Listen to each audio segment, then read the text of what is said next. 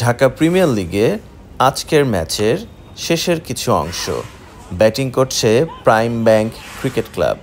আজ তারা প্রিমিয়ার ডিভিশনের একটি রেকর্ড গড়েছে।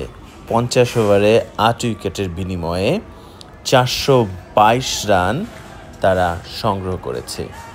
এই বিশাল রান সংগ্রহ করার পেছনে সবচাইতে বেশি কন্ট্রিবিউশন ছিল ওপেনার নাঈম শেখ, যিনি 125 বলে 176 রানের একটা অসাধারণ ইনিংস খেলেছেন। তারপরে আইচ মোল্লা 110 বলে 96 রান সংগ্রহ করেন এবং এমডি সাব্বির হোসাইন 63 বলে 73 রান করেন। তবে শেষের দিকে